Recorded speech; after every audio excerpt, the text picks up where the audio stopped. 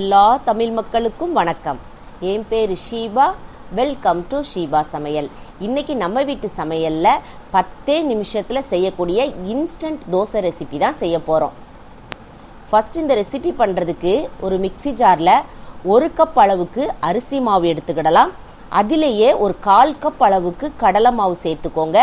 இப்போ அடுத்ததாக ஒரு 3-4 வரமிளகாவை நல்லா சூடாக இருக்கிற வெந்நில இதை ஊற வச்சுட்டு, அதாவது ஒரு 15 நிமிஷம் ஊற வச்சுக்கோங்க. ஊற வச்சதுக்கப்புறமா இந்த வத்தலை நீங்கள் சேர்த்துக்கோங்க. இப்போ அடுத்ததாக ஒரு 3-4 பல் பூண்டை தோல் நீக்கிட்டு சேர்த்துக்கிடலாம்.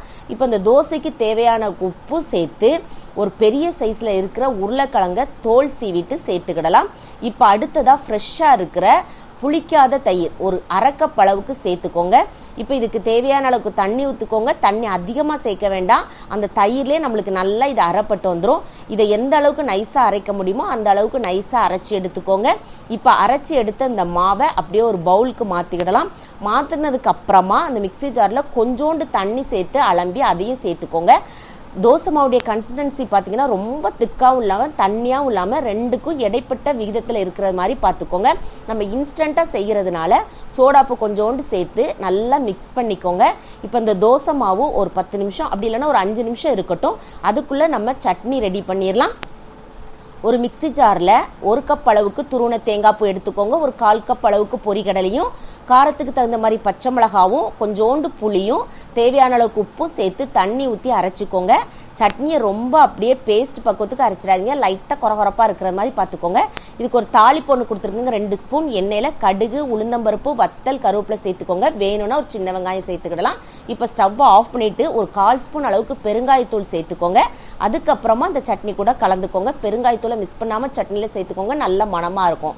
இப்போ நம்மளுக்கு 5 நிமிஷத்தில் சட்னியும் ரெடி ஆயிடுச்சு. இப்போ நம்ம தோசை இதுக்காக வார்த்தரலாம்.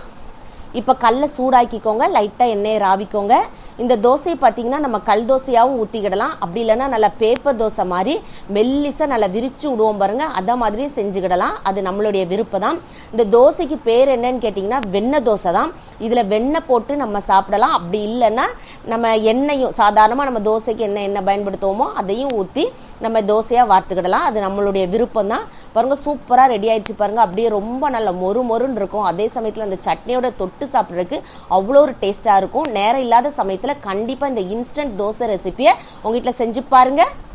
செஞ்சு பார்த்து உங்கள் ஃபீட்பேக்கை கமெண்ட் பாக்ஸில் சொல்லுங்கள். வீடியோ பிடிச்சிருந்தா லைக் பட்டனில் தம்ஸ் அப் கொடுத்துருங்க.